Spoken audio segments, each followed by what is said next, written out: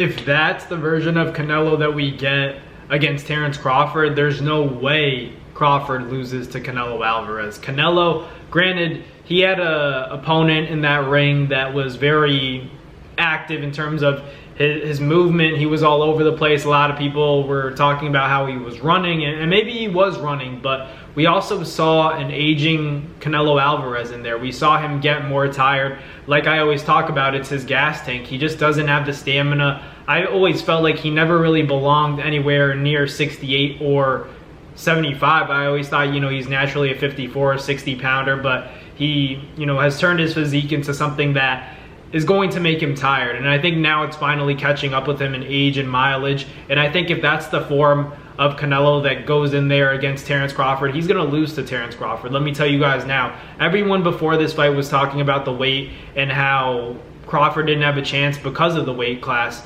and that there are weight classes for a reason. But I told you guys, I think that, it's funny that people think that the reason why Crawford would potentially lose to Canelo is because of the weight. I think Crawford wins because of the weight, because at 168, Canelo's slow. Canelo looks like he's aging, and ultimately his output is low. So this is all an issue of stamina and the fact that a lot of fighters in the sport of boxing aren't fighting where they belong. Canelo doesn't really belong at 68 or 75. He belongs at like 60. A solid 160 pounder, and that's it. Even when he fought Floyd, people talk about how Canelo fought Floyd and he was too young. I think that was the best version of Canelo Alvarez. He was faster, he was more precise, his reaction time and reflexes were way better than they are now. Now he's aging. It's clear that he's aging, and I'm telling you guys, Crawford is licking his chops now. He's making sure that this fight does go down because he has the blueprint. I always say Canelo he's a good fighter. You could call him a great fighter, but let's call a spade a spade. When he's faced the best in their primes, Floyd wasn't even in his prime anymore, whooped his ass. And you had a guy like Bivol, who no one really was talking about, was a world champion, but still, Canelo couldn't deal with that. So when it comes to the best fighters in the world, and when they're on their A game, Canelo's always fallen short. And with Terence Crawford, if he goes in there and fights the same way that he did last night, Canelo's not going to beat Terence Crawford. He's going to have to turn it up a notch. I think he will turn it up a notch, but he's going to need a lot more than what he had yesterday, because you just saw him. He was so slow walking down Skull, and granted, Skull was moving a lot excessively and, to a point where it just looked like he was trying to survive. But I still looked at Canelo Alvarez and said, he doesn't look good either. His punch output was so low, historically low, and that's why I say this was his worst performance, because we don't see Canelo like this. We see him hunt down his prey, cut the ring off relatively well, and find at least one shot that is consequential. He wasn't able to do that at 168, and against a guy like Terence Crawford, where he's seeing the blueprint. Terence is seeing the blueprint to beat Canelo before his eyes. He's already seen it with Floyd. He's seen it with Bivol, but he's not big enough to replicate what Bivol did, but he can still take away, stuff that is difficult for Canelo Alvarez to deal with, like the hand speed, like the foot speed, like the awkwardness, like the movement. Just don't be a steady target in there, and Terence Crawford already has a good chance of winning. That's the thing about, not fighting the best.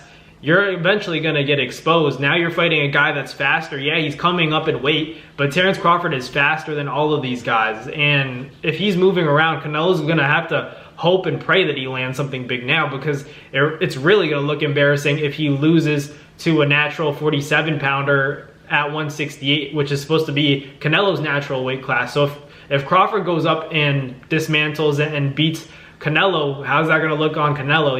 Canelo fans should definitely be concerned and worried, because he's going to have to pull out a lot more. William Skull is no Terence Bud Crawford. So, like I said, Canelo's going to have to come with much more fire than he had against William Skull, because that just didn't look like a guy that could even compete with Crawford, honestly. So now I'm getting very skeptical. I used to give the edge to Canelo Alvarez, but now I'm starting to lean more towards Terence Crawford, judging off that performance. I'm honestly glad it happened, because now I can reevaluate my opinion on Canelo and Crawford, because now I'm starting to lean more towards Crawford beating Canelo in a decision. He's going to move around a lot, box, and don't get me wrong, Terence Crawford's going to exchange a little bit. He's going to want to feel the power of Canelo Alvarez, but not to the point where he's just going to make it a firefight. I think he's going to outbox him and win a decision against Canelo Alvarez, because Canelo just doesn't look young anymore. You know, I know that he's younger than Terence Crawford, but Terence Crawford's still